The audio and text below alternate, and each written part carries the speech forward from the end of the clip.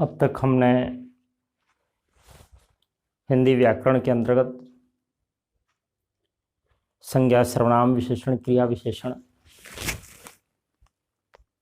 संबंध बोधक, समुच्चय बोधक, विस्मयात बोधक शब्द भेद देखे।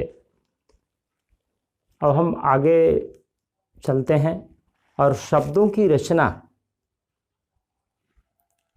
हिंदी में शब्दों की रचना किस प्रकार हुई है, संधि के द्वारा, समास के द्वारा, उपसर्ग के द्वारा, प्रत्यय के द्वारा नए नए शब्दों का निर्माण होता है और इन्हीं शब्दों के माध्यम से हम शब्दों का अर्थ, उनका बोध कर पाते हैं।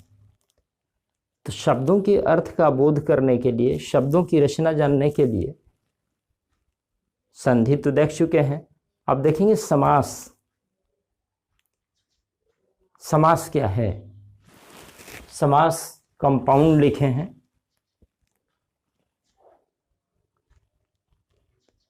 समास से जैसे शब्दों का हम प्रयोग करते हैं, एक शब्द है प्रेम सागर।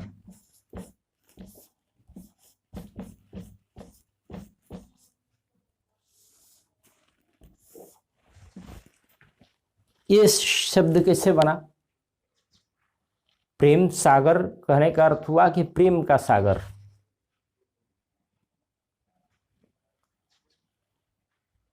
प्रतिदिन, प्रतिदिन माने रोज रोज, उसका एक शब्द दे दिया गया प्रतिदिन।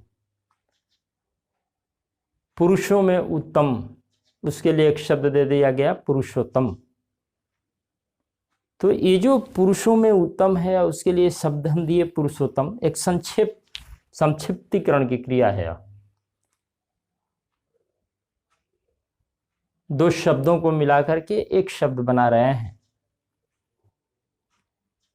हाथों हाथ, यथाशक्ति, हर घड़ी, इस शब्द संक्षिप्तीकरण के माध्यम से बने हैं।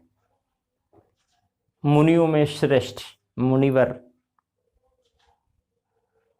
पीलांबर, पीतांबर। तो हम देख रहे हैं कि दो शब्दों के लिए एक ही शब्द बनाना समास शैली, साहित्य की एक व्यास शैली और समास शैली। किसी बात को संक्षेप में कहने के लिए समास शैली का प्रयोग किया जाता है। कई शब्दों के लिए एक ही शब्द दे देते हैं, ये समास शैली है। और विश्लेषण करके जब हम बोलते हैं तो व्यास शैली है, उसकी व्याख्या करके बोलते हैं। मुनियों में श्रेष्ठ कहेंगे, विश्लेषण कर दिए, लेकिन मुनिवर कह दिए, बात वही है, लेकिन शब्द संक्षिप्त हो गया, समस्त हो गया। तो समास का हिंदी भाषा में ये महत्व है कि हम दो तीन शब्दों को एक ही शब्द बना देते हैं, कम शब्दों में अपनी बात कह पाते हैं। इस आधार पर प्रेम का सागर हमें कहना है, लेकिन हम लिख दिए प्रेम सागर।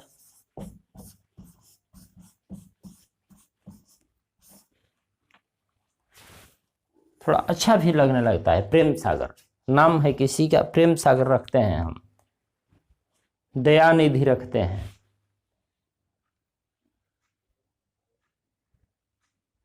शब्द जो है नरसिंह, किसी का नाम रख दिए। पुत्र रत्न की प्राप्ति हुई। काली मिर्च, सुंदरलाल बहुगुणा, सुंदरलाल, ये सब नाम रखते हैं, बोलते हैं। व्यवहार में भी इन्हीं को समझना है कि ये जो शब्द हम बोल रहे हैं, विद्याधन, चरण कमल, ये सब क्या है? ये सब समस्त पद हैं, ये समास के उदाहरण हैं। तो देखते हैं समास पहले शब्द का नाम क्यों दिया गया।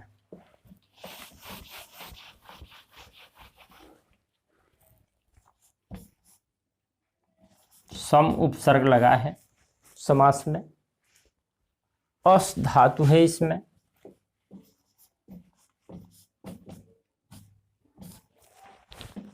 सम अस घय प्रत्यय है इसमें।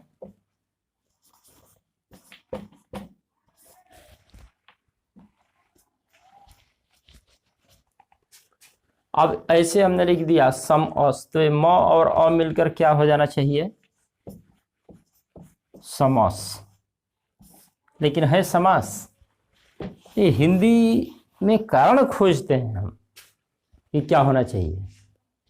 अब यहाँ यदि हलंत नहीं रहे तो ये म का अ और ये अ मिलके आ हो जाता है और समास हो जाता है। घय प्रत्यय लगा करके ये अस, इस तरह से शब्द बना है समास। और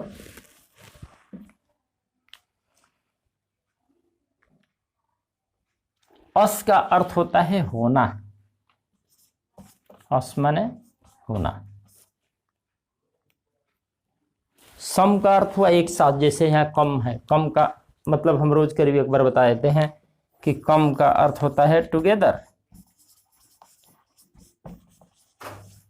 ये कहीं कम है, कहीं कौन है, कहीं कोर है, कहीं कोल है, कलेक्ट COL हो गया, कमांडर COM हो गया, कनेक्ट CON हो गया, कोरिलेशन COR हो गया। तो कोऑर्डिनेट आगे वॉवेल है तो केवल CO हो गया, लेकिन सबका अर्थ है टुगेदर, एक साथ। तो और अस माने होना, इसका मतलब कि एक साथ हो जाना। समास का शाब्दिक अर्थ ही है एक साथ होना, मिलना।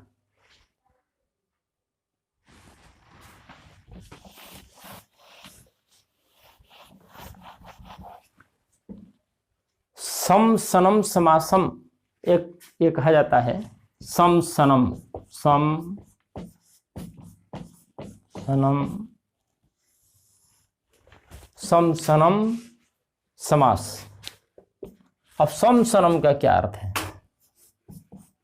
सम यहां है अस, सम सनम, सम अस नम, इधर नम लगा दीजिए।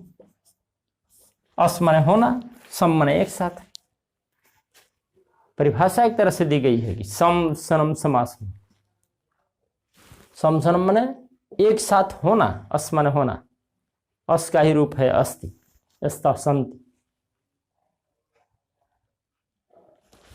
तो सीधा दिखाई दे रहा है कि कंपाउंड है, क्यों कि एक साथ दो। अब इसकी हिंदी में हम परिभाषा देते हैं कि जब दो या दो से अधिक शब्द पद विभक्ति सहित, दो या दो से अधिक पद जब अपनी विभक्तियों को त्याग कर छोड़कर एक पद बन जाते हैं तो वे पद समस्त पद कहलाते हैं, और यह संयोग होने की क्रिया समास है। विभक्ति सहित, जैसे प्रेम का, मैंने कहा प्रेम का सागर, या हम लिखते हैं राजपुत्र,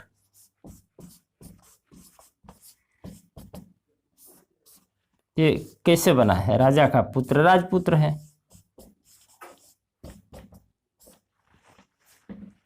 जब विभक्ति सहित है, राज का, राजा का, राजा का विभक्ति है आगे, तो विभक्ति सहित ये षष्ठी विभक्ति इसमें प्रथम विभक्ति है, पुत्र। जब दो पद विभक्ति सहित दो पद अपनी विभक्तियों को छोड़कर और एक पद हो जाते हैं तो एक हो जाने की क्रिया समास है। और ये पूरा राजा का पुत्र का जो राजपुत्र हुआ, ये समस्त पद है, और ये एक हो जाने का जो संयोग हो जाने का जो क्रिया है वो समास है।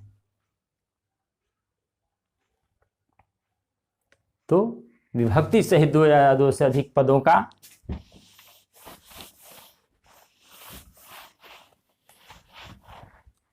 विभक्ति सहित, परिभाषा इसकी दे सकते हैं, विभक्ति सहित दो या दो या दो से अधिक।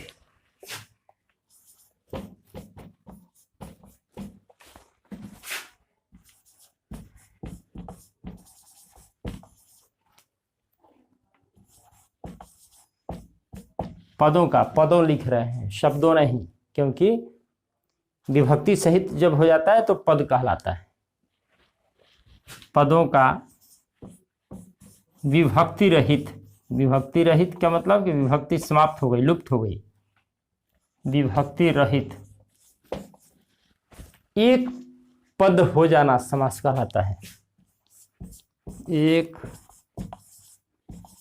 पद हो जाना समास कहलाता है।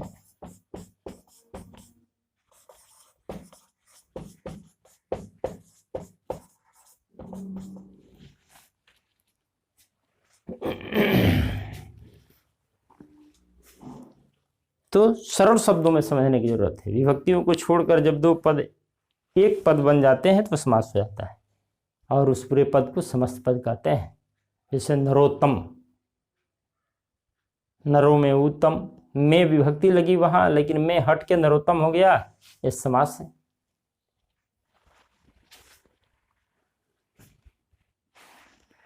संस्कृत में एक परिभाषा है कि अनेकेषां पदानां एक पदी भवनम समासः, यही अर्थ है।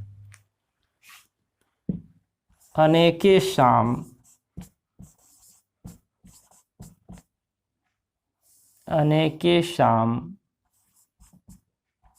या अनुस्वार भी यहां दे सकते हैं हम। अनेकेषां पदानां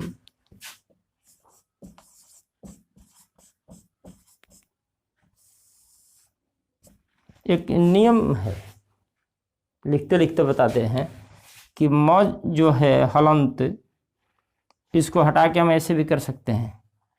जब हलंत है तब, हल नहीं है तब नहीं। इसको भी हम चाहेंगे तो अनुस्वार में परिवर्तित कर सकते हैं।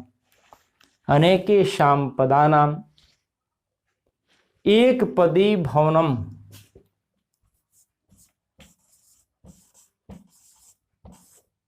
एक पदी भवनम समासः।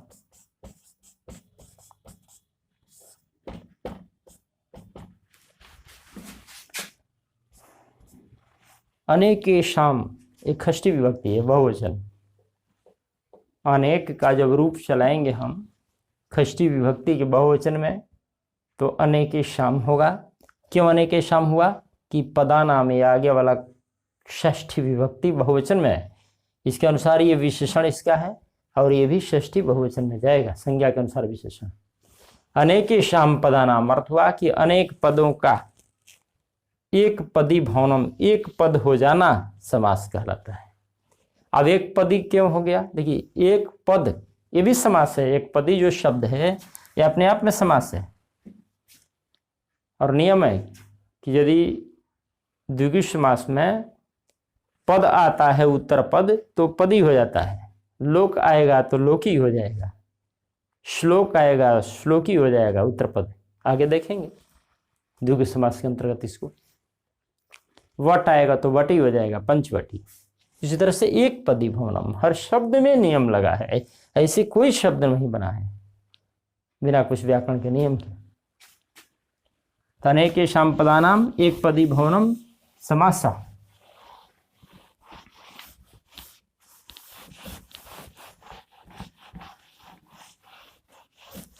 तो हमको लगता है कि इस व्याख्या से समझ गए होंगे कि समास क्या है। समास का शाब्दिक संक्षेप, जो विस्तार में उसको संक्षेप कर दीजिए, ये समास है। जैसे प्रेम सागर, पुरुषोत्तम, प्रतिदिन, प्रतिशत। प्रतिशत जो गणित में प्रयोग करते हैं वो भी समास ही है। प्रति 100 पर, और उसको हम एक शब्द दे दिए प्रतिशत। प्रतिवर्ष, प्रतिमाह, ये सब समास है। एक पद हो गया है।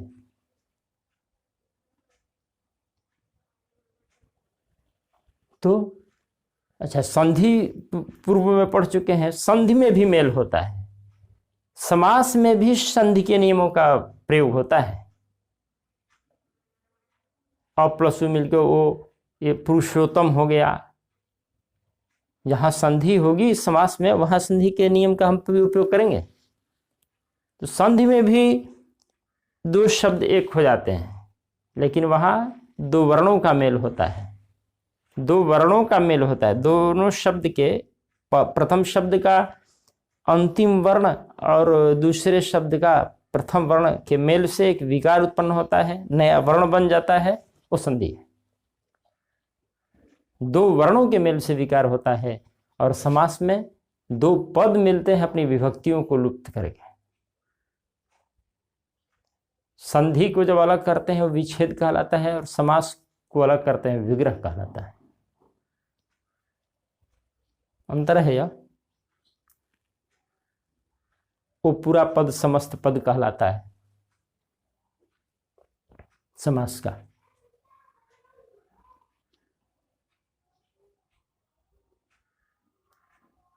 तो अब देखते हैं हम कि जब इतने शब्द हैं, शीतोष्ण, श्याम, सुंदर, मोटा, ताजा, भला, बुरा, पीताम्बर, परमेश्वर, नीलगाय, काली मिर्च, महाजन, घनश्याम, मुखचंद्र, चरण कमल, ये सब समास के उदाहरण हैं।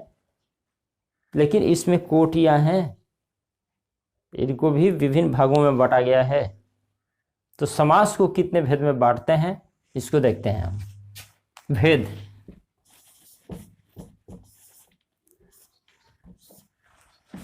समास को मुख्यतः हम पदों की प्रधानता की दृष्टि से चार भेद में बांटते हैं। कौन कौन?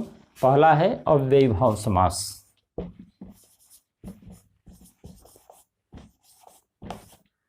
अव्ययी भाव समास,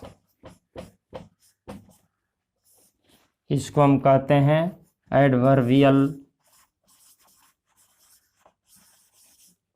कंपाउंड।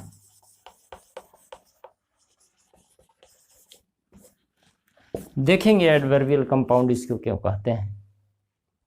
अव्ययी भाव समास। दूसरा है तत्पुरुष समास।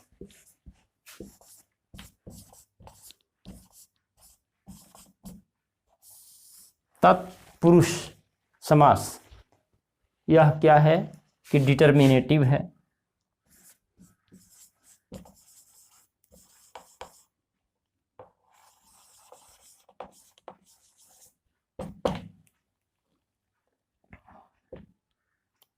यह डिटर्मिनेटिव है।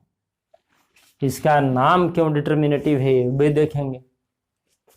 इसके बाद तीसरा है द्वंद्व समास। द्वंद्व, इसको मानक रूप में लिखें तो ऐसे लिख सकते हैं। आधा है द्व,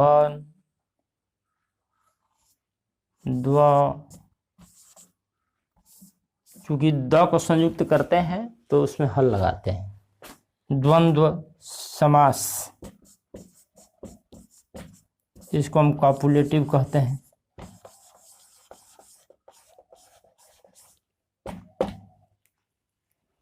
कॉपुलेटिव है। चौथा समास है बहुव्रीहि समास। बहुव्रीहि,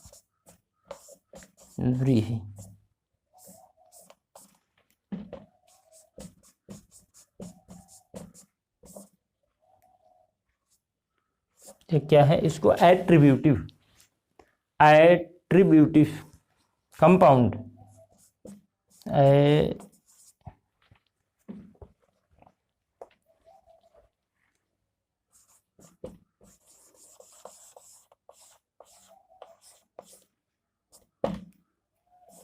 एट्रीब्यूटिव कंपाउंड है। चारों का अंग्रेजी में भी नाम लिखे हैं, उनका कुछ अर्थ है इसलिए लिखे हैं। हिंदी से पता चलता है और इंग्लिश भी सहयोगी है बताने में कि क्यों बहुव्रीहि समास कहलाता है। इसकी पहचान क्या है, बारी बारी से एक एक देखते हैं हम। अव्ययी भाव समास।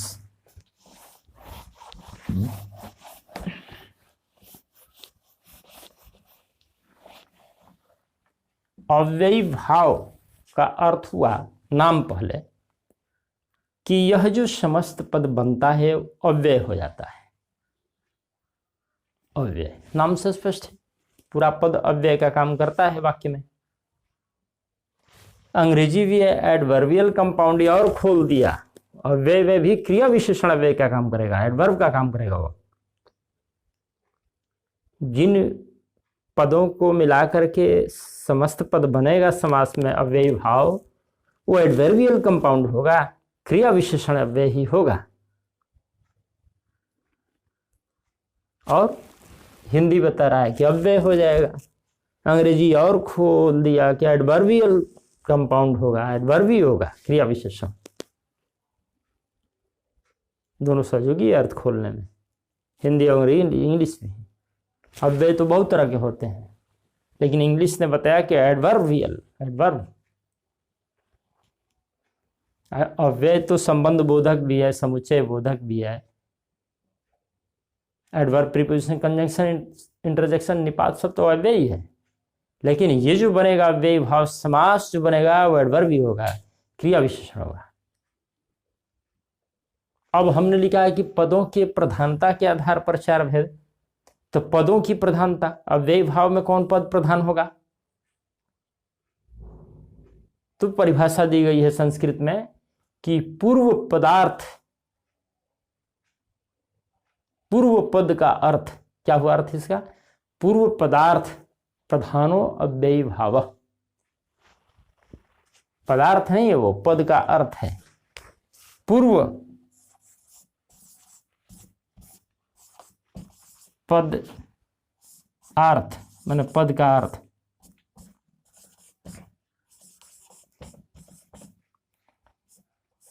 यहां वो दिया गया है, पूर्व पदार्थ प्रधानो अव्ययी भाव।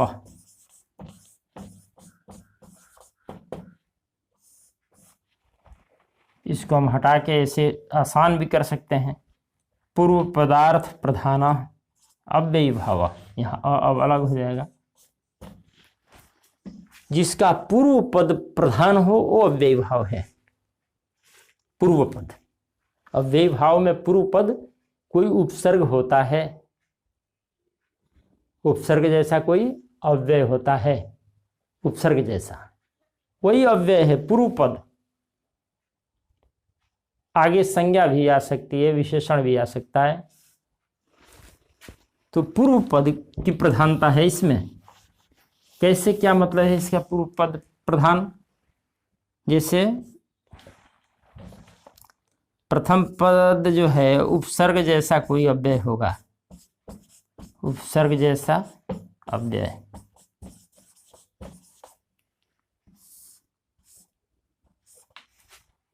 इसके बाद संज्ञा या विशेषण, यही प्रधान है, क्योंकि ये जो पूर्व पद अव्यय है पूरे पद को बना देता है। क्रिया विशेषण अव्यय, पूरा पद अव्यय हो जाता है, इसलिए अव्ययी भाव नाम रखा गया है। पूर्व पद प्रधान है। जैसे मैंने कहा प्रति एक उपसर्ग है, ये अव्यय भी है, पढ़ चुके हैं हम। इसके बाद हमने लिखा उपसर्ग जैसा कोई शब्द, और इसके बाद संज्ञा। इसके बाद हमने दिन लिख दिया, ये उपसर्ग है, अव्यय भी है, और दिन संज्ञा मिला दिए, प्रतिदिन हो गया। और एक समास बना समस्त पद, ये समस्त पद है प्रतिदिन। और चूंकि उपसर्ग है, अव्यय है पूरा, प्रतिदिन एक अपने आप में अव्यय है, पूरा शब्द पद अव्यय हो गया, इसलिए यह अव्ययी भाव समास है। यहाँ परीक्षा में यदि आ जाता है पहचानने के लिए कि निम्नलिखित में कौन अव्ययी भाव समास है, तो उसमें खासकर पहचान के लिए हम लोग रखते हैं कि उपसर्ग लगा रहता है, आगे संज्ञा विशेषण कुछ भी हो सकता है। और उदाहरण देकर देखेंगे, अव्ययी भाव की पहचान बन जाएगी।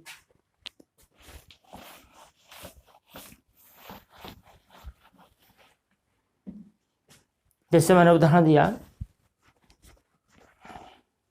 उसमें उपसर्ग देखिए, अनु, अनु उपसर्ग है, विभिन्न उपसर्गों से बना सकते हैं। रूप संज्ञा अनुरूप हो गया। अब व्ययभाव समास है, अनुरूप माने रूप के अनुसार, अनुकूल, अनु से बना दिए फिर हम।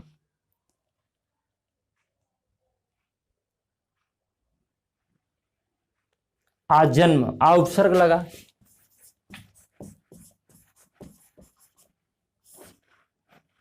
यह व्ययभाव हो गया। पहचान, उपसर्ग लग रहा है। यथा संभव, यथा अव्यय है, उपसर्ग भी लगा, तो यथा से बनाने लगेंगे तो यथा संभव, यथा शक्ति, यथा कर्म, कर्म के अनुसार।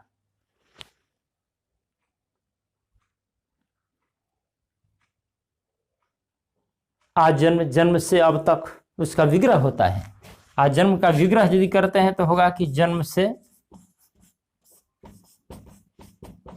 अब तक, विग्रह करने को भी आता है। जन्म से अब तक ये विग्रह है। यथाशक्ति, शक्ति के अनुसार। यथा कर्म, कर्म के अनुसार विग्रह हो गया। विग्रह माने अलग करना, कर्मानुसार। यथा संभव, जैसा संभव हो, विग्रह हो गया उसका। प्रतिदिन, प्रत्येक दिन, प्रति एक दिन, एक हट गया, प्रतिदिन हो गया, ये समास हो गया। प्रतिदिन का विग्रह है, जैसे है प्रत्येक दिन, प्रत्येक दिन, इसका समस्त पद हम बना दिए, एक को हटा दिए, प्रति यहाँ रख दिए और दिन उधर से ले लिए, प्रतिदिन हो गया। ये समस्त पद है, ये इसका विग्रह है, प्रत्येक दिन। तो इस तरह के अन्य बहुत सारे उदाहरण हैं अव्ययभाव के। जैसे समक्ष, जो कुछ चर्चा के लायक है बोलते हैं उसको। समक्ष माने हम बस इतना ही जानते हैं, सामने। समक्ष माने सामने, ये समस्त पद है, इसको विग्रह नहीं करेंगे, इसका तो अर्थ नहीं स्पष्ट होगा। समक्ष, इसका विग्रह करते हैं कैसे? अक्ष, इस समास के कारण अक्ष हो गया है, समक्ष, अक्ष। वो असली शब्द है अक्षी, अक्ष, ऐसे अक्षी। तो समक्ष का हुआ विग्रह कि अक्षी के सामने, अक्षी के सामने समक्ष का विग्रह हुआ। इसका अर्थ निकल गया कि आंख के सामने जो हुआ वो समक्ष है। प्रत्यक्ष, प्रति अक्ष माने अक्ष के प्रति, उसी तरह से अक्ष, इस समास के कारण अक्ष जो है अक्ष हो जाता है, हर सही हट जाती है। अक्ष के प्रति, अक्ष के प्रति क्या है? प्रति माने आगे, प्रति माने आगे, मतलब ये हो गया प्रत्यक्ष। देखिए यहाँ संधि भी हो रही है, ये अ जो है य में बदल गया, प्रति, प्रति अक्ष। ये विसर्ग किए तो ये हर्षई और ये बदल के संधि का नियम भी लगता है। इसलिए मैंने कहा कि समास में जहां जरूरत वहां संधि का नियम भी काम करता है। प्रति अक्ष, प्रत्यक्ष हो गया। प्रत्यक्ष का अर्थ क्या हुआ? आंख के सामने जो हुआ, आंख के आगे जो घटित हुआ वो प्रत्यक्ष। यथार्थ, अर्थ के अनुकूल अनुसार। आमरण, आ उपसर्ग है। आमरण माने मरने तक, आमरण अनशन कहते हैं। आमरण समास है, मरने तक।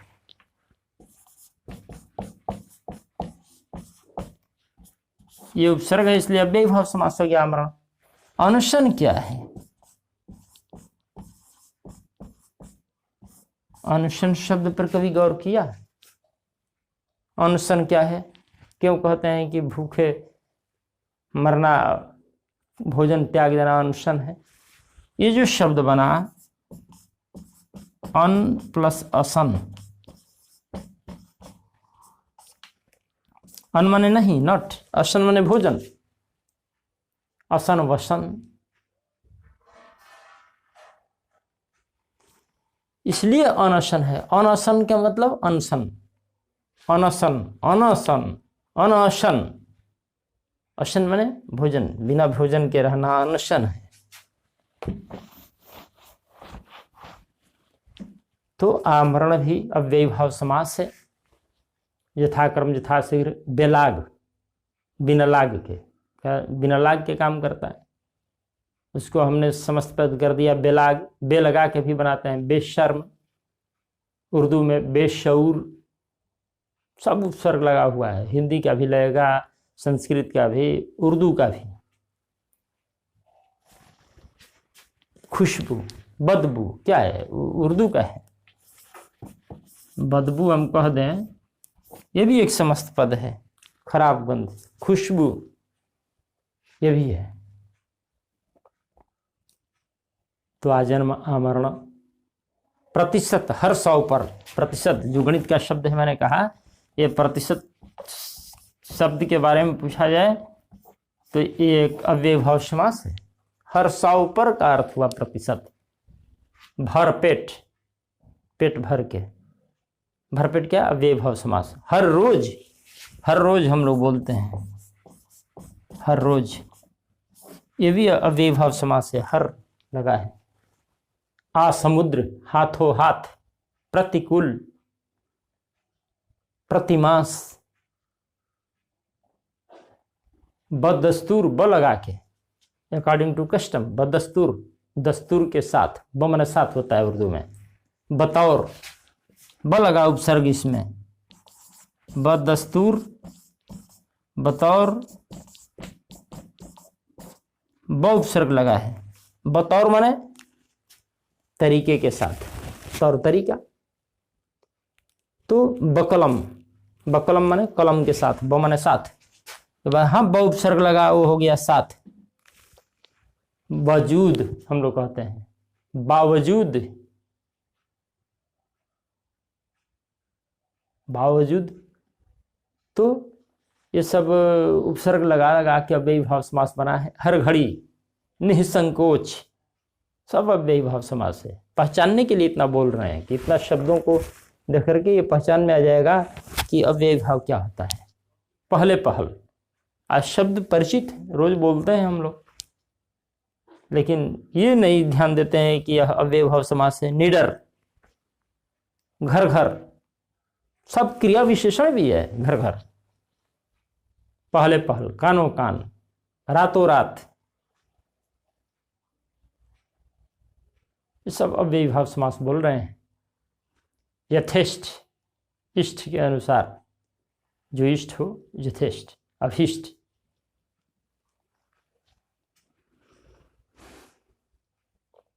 तो ये है अव्ययी भाव समास। बहुत सारे उदाहरण दिया हमने। ये सब बता रहा है कि उपसर्ग लगा हुआ है और पूरा समस्त पद जो है वह क्रिया विशेषण हो जाता है। दूसरा हम देखेंगे तत्पुरुष समास क्या है।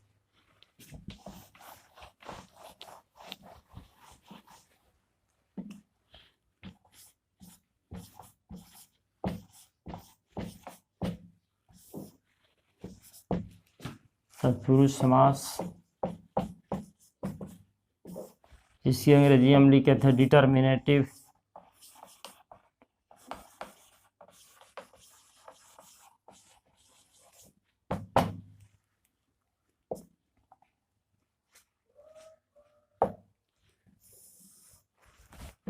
डिटर्मिनेटिव, डिटर्मिनर हम अंग्रेजी में पढ़े हैं कि वो डिटरमाइन करता है कि आगे संज्ञा आ रही है।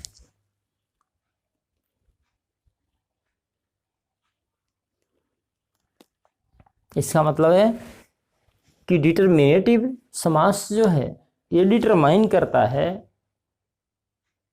कि आगे संज्ञा आ रही है। इसका मतलब कि जो डिटर्मिनर है वो विशेषण है। तत्पुरुष समास में विशेषण विशेष्य का, विशेषण विशेषण का, विशेष्य विशेषण का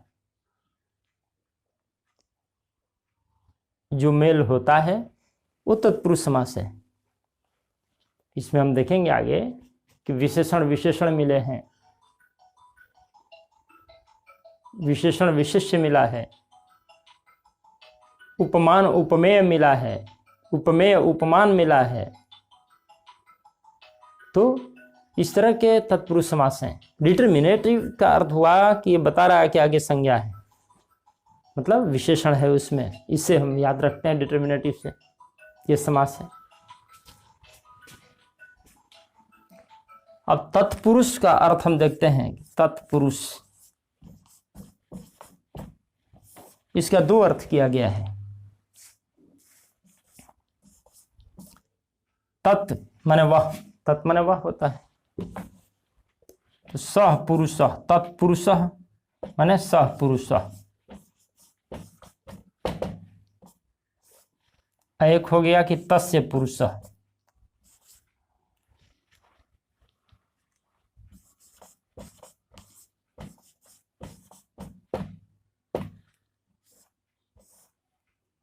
ये तत् है, तत् माने वह। तत्पुरुष है, एक तस्य पुरुष है। ये तत्पुरुष का दो विग्रह है एक तरह से। तत्पुरुष माने सपुरुष।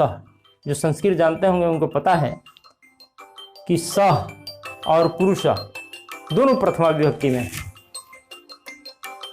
दोनों सह पुरुष। तो एक तो तत्पुरुष समास वैसे होंगे जो दोनों पद एक ही विभक्ति में हैं। ये भी प्रथमा है, ये भी प्रथमा है। और ऐसे ही तत्पुरुष को समानाधिकरण कहते हैं, और जिसे हम कर्मधारय कहेंगे। कर्मधारय को आप देख रहे हैं कि चारों भेदों में कर्मधारय नहीं लिखे हैं, क्योंकि वो तत्पुरुष का ही एक भेद है। तत्पुरुष के दो अर्थ, तत्पुरुष सह पुरुष, इसमें भी प्रथमा, इसमें भी प्रथमा। दोनों पद में एक ही विभक्ति प्रथमा होती है और समस्त पद प्रथमा का काम करते हैं। और एक भेद है इसका, तस्य पुरुष, तस्य ख्रिष्ट विभक्ति है। इसका मतलब कि तत्पुरुष के दूसरे भेद ऐसे हैं जिसमें विभक्तियां लगी हैं। प्रथमा तो कर्मधारय का हो गया, और द्वितीय से लेकर के षष्ठी तक कर्म तत्पुरुष, कर्ण तत्पुरुष, संप्रदान तत्पुरुष, अपादान तत्पुरुष, संबंध तत्पुरुष, द्वितीय तत्पुरुष, तृतीय तत्पुरुष, चतुर्थी तत्पुरुष, पंचमी तत्पुरुष, षष्ठी तत्पुरुष संस्कृत में। तो विभक्तियों के आधार पर इसको कहा गया है डिटर्मिनेटिव। कि तत्पुरुष के दो अर्थ मैंने बताया, ये दोनों अर्थों के आधार पर हमने याद किया है कि एक तो वो है जिसमें दोनों में प्रथमा विभक्ति है, एक ही विभक्ति, समानाधिकरण उसको कहते हैं। एक ही अधिकार है दोनों का, इक्वल रैंक के हैं दोनों, ये भी प्रथमा, ये भी प्रथमा। और इसमें द्वितीय और ये प्रथमा, इसमें की विभक्ति बदलती है। प्रथम पद की विभक्ति कुछ और रहेगी, इसकी विभक्ति कुछ और रहेगी। इस आधार पर तत्पुरुष के हम दो भेद करते हैं। एक इस आधार पर समानाधिकरण,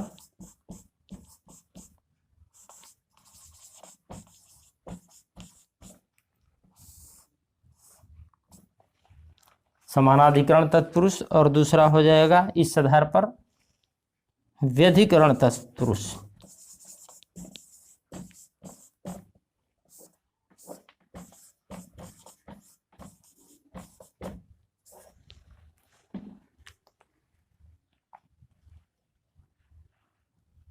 ये है, आगे देखेंगे इसको हम।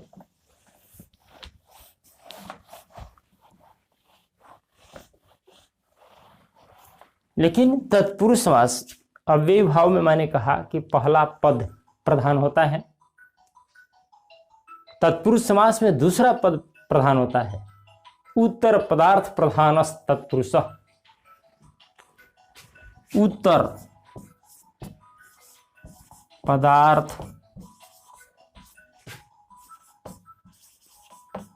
प्रधान,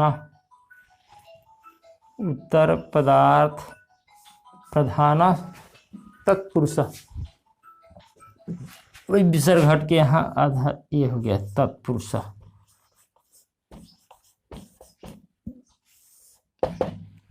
उत्तर पदार्थ प्रधान तत्पुरुष।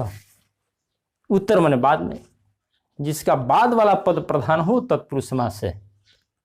बाद वाला पद के अनुसार समस्त पद होता है, और उसमें विशेषण और विशेष्य का योग भी होता है।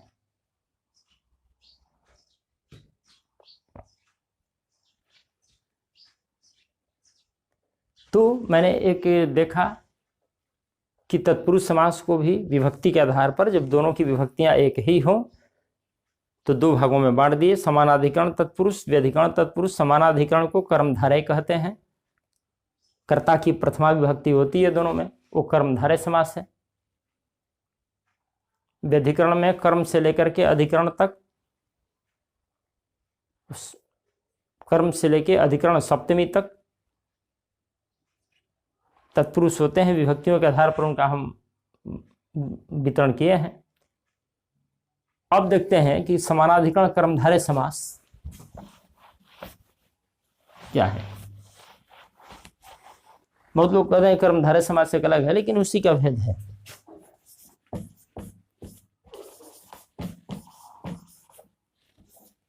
कर्मधारय समास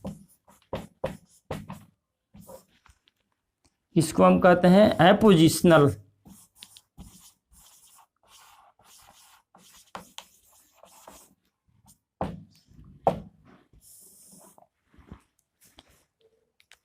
केस इन एपोजिशन समानाधिकरण को कहते हैं अपोजिशनल। समानाधिकरण कर्मधारय, समानाधिकरण दोनों का, जैसे राम और गोविंद एक ही दरी पर बैठे हैं तो दोनों का एक ही अधिकरण है। अलग अलग बैठे हैं तो व्यधिकरण हो गया एक ही। जैसे मान लीजिए हमने एक उदाहरण दिया कि कृष्ण सर्प, ये एक समस्त पद है। तो कृष्ण सर्प माने काला सांप। अब काले को सर्प से अलग नहीं कर सकते हैं। समानाधिकरण का अर्थ हुआ कि सर्प जब चलता है तो उसके साथ साथ कालापन भी चल रहा है। कालेपन को हम सर्प से अलग नहीं कर सकते हैं, सर्प में ही समाहित है। वो दोनों एक ही अधिकरण में हैं, सर्प और काला दोनों को अलग नहीं कर सकते हैं। इसलिए कृष्ण सर्प जो है यह कर्मधारय समास है। और यह विशेषण भी बता रहा है। इसका विशेषण प्लस विशेष का भी एक गुण है, विशेषण प्लस विशेष्य। यह कृष्ण जो है यह विशेषण है और यह सर्प है विशेष्य। एक गुण है कर्मधारय समास का, एक विशेषण होगा और दूसरा विशेष्य होगा।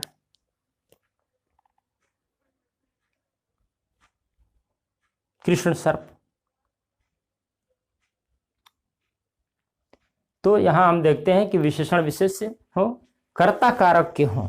ये कर्ता कारक में हमेशा रहेगा कृष्ण सर्प।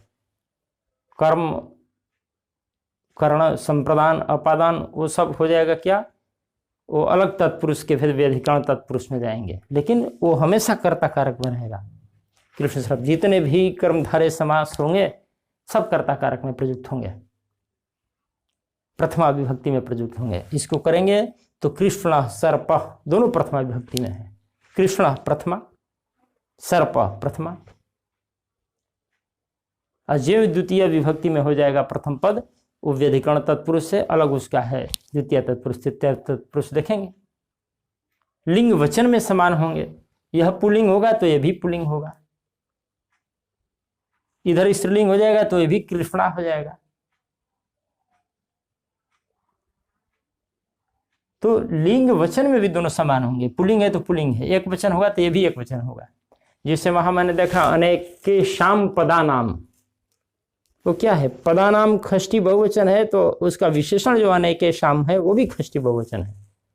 मतलब ये लिंग भी एक समान, दोनों पुल्लिंग तो पुल्लिंग, स्त्रीलिंग तो स्त्रीलिंग दोनों पद, और वचन भी एक समान, दोनों कर्ता कारक के होंगे। विशेषण विशेष्य का अभाव होगा तो कर्मधारय का पहचान है। कर्मधारय का पहचान क्या हुआ, विशेषण एक पद है और दूसरा विशेष्य है, दोनों कर्ता कारक में होंगे प्रथमा विभक्ति, दोनों पद के लिंग समान होंगे, दोनों पद के वचन समान होंगे, तो कर्मधारय समास है। जैसे परमेश्वर,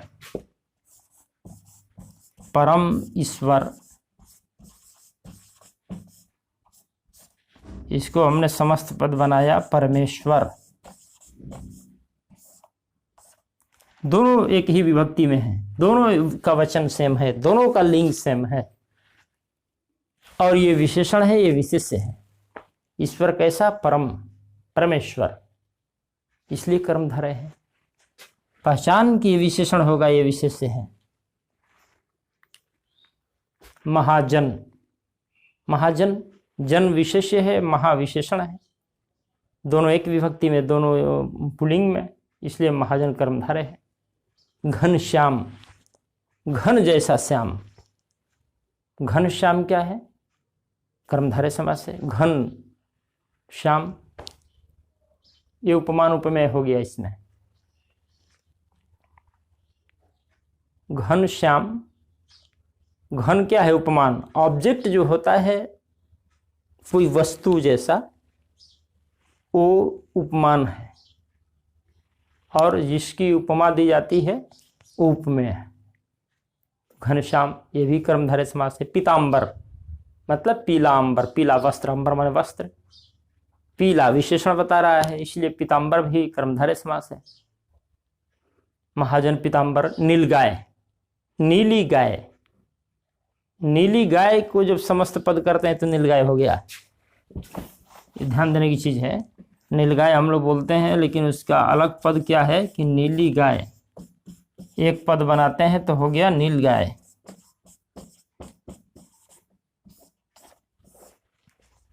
नीली गाय ये विशेषण है, संज्ञा है, इसलिए कर्मधारय है। काली मिर्च, मिर्च कैसी है? काली है, काली विशेषण है, मिर्च संज्ञा है, कर्मधारय समास। सुंदर लाल,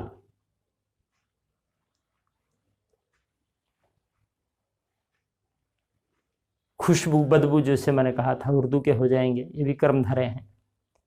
अब कभी कभी विशेष पहले आ जाता है और विशेषण बाद में चला जाता है। अभी तक मैंने बोला विशेषण प्लस विशेष्य। अब देखते हैं एक उदाहरण कि विशेष्य पहले, विशेष माने संज्ञा, और विशेषण बाद में। क्या है? मुनिवर, मुनियों में जो श्रेष्ठ है, वर माने श्रेष्ठ, वर श्रेष्ठ क्या है? विशेषण हो गया, विशेषण बाद में गया, ये विशेषण और ये विशेष हो गया। मुनिवर। पुरुषोत्तम, पुरुष पहले विशेष आ गया, उत्तम बाद में विशेषण आ गया। देशांतर जो हम बोलते हैं, देश पहले, अंतर बाद में, विशेषण बाद में। कुमार श्रमणा, कुमार श्रमणा, कुमार विशेष से पहले और श्रमणा विशेषण बाद में। प्रेम दयाल, रामदीन, नाम भी प्रेम दयाल, राम दयाल नाम है। राम संज्ञा विशेष और ये बाद में विशेषण गया। तो इस तरह के भी दीनदयाल, राम दयाल, प्रेम दयाल, ये सब क्या है? कर्मधारय समास है, और पहले विशेष है बाद में विशेषण है। रामदहीन, रामदीन, माता दीन, ये पहले विशेष बाद में विशेषण। एक और उदाहरण हो सकता है कि विशेषण दोनों पद विशेषण, विशेषण प्लस विशेषण,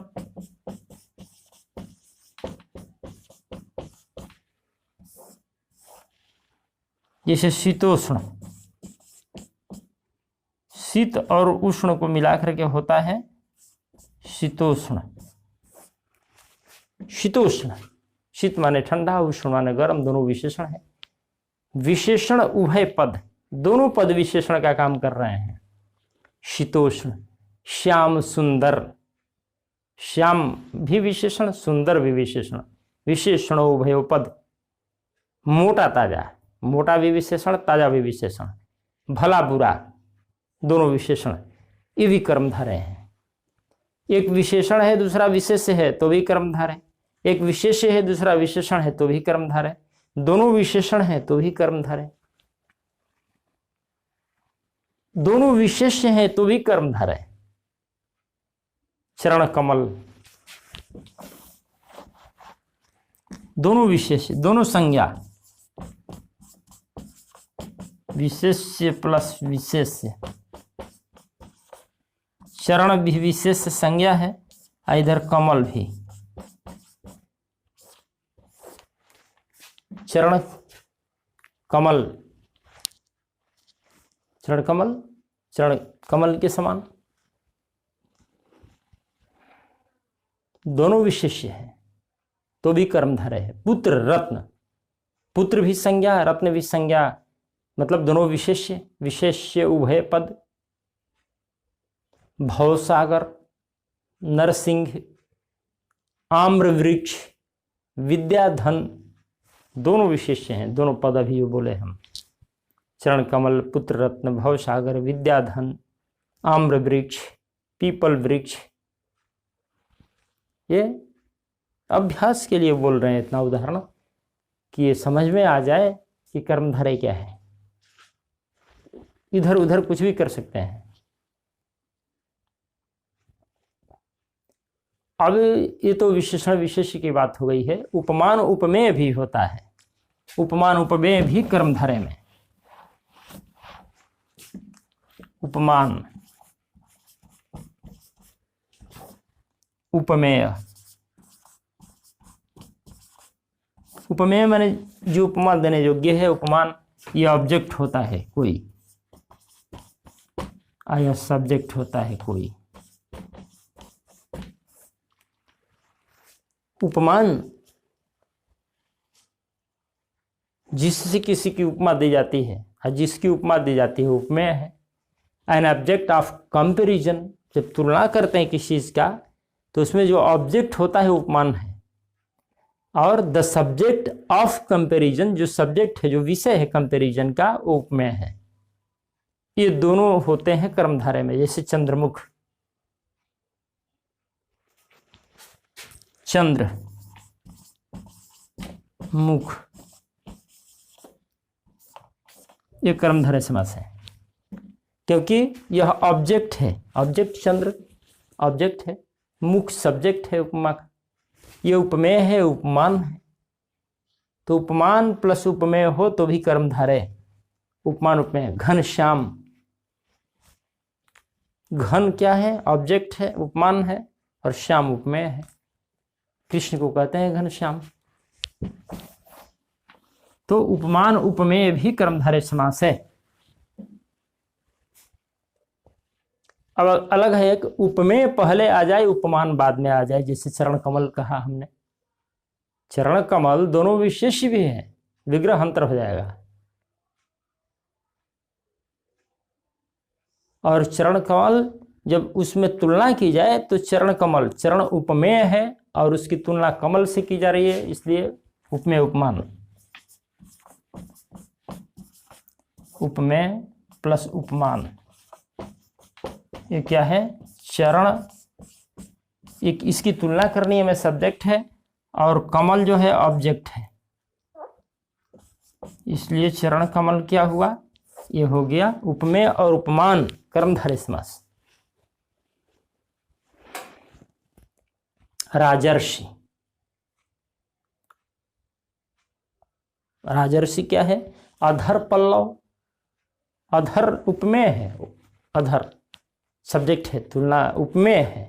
पल्लव जैसे ओठ, पल्लव वो ऑब्जेक्ट है, इसलिए उपमान है। तो उपमेय भी पहले आ सकता है, उपमान बाद में जा सकता है। उपमान पहले आ सकता है, उपमेय बाद में जा सकता है, तो भी कर्मधारय। एक रूपक कर्मधारय, मेटाफर, ये सब कर्मधारय ही है। अलग अलग विशेषता बता रहे हैं पहचानने के लिए।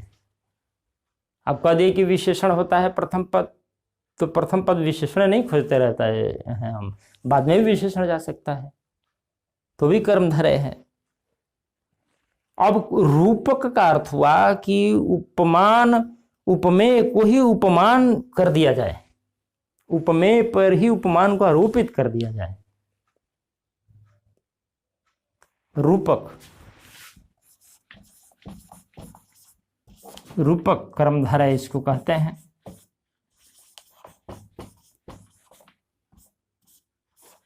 मेटाफर,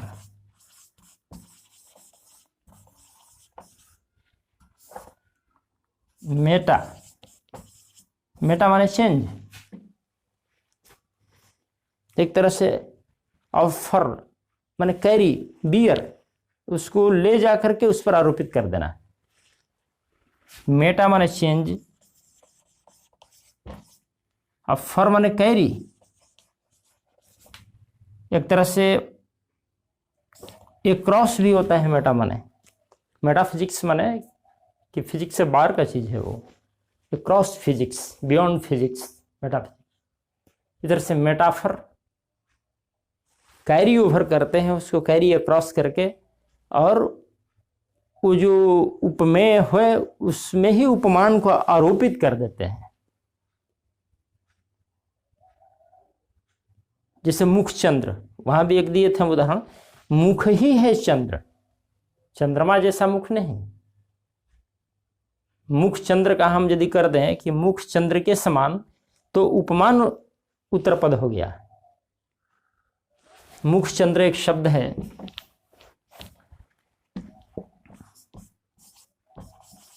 मुख चंद्र, इसको रूपक कर्मधारय भी कह सकते हैं और उपमान उत्तरपद कर्मधारय भी है। इसमें एक उपमान, जैसे मैंने पहले कहा कि चंद्र ऑब्जेक्ट है, उपमान है, उपमेय है मुख, लेकिन उसका विग्रह कैसे होगा कि मुख चंद्रमा के समान। मुख ही चंद्रमा नहीं है तब रूपक होगा। जब हम विग्रह करते हैं कि मुख ही है चंद्र, इसका हम विग्रह कर दें कि मुख ही है चंद्र, मुख ही है चंद्र,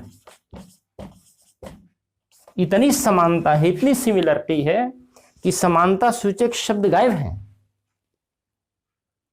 तो रूपक अलंकार है। मुख ही है चंद्र, लेकिन चंद्र जैसा है मुख, या मुख चंद्र के समान, समान जैसा सा, चंद्र चांद सा चेहरा, सा जैसा, समान, ये जो लाइक वाले जो शब्द हैं लुप्त हो गए तो रूपक अलंकार, रूपक कर्मधारय है।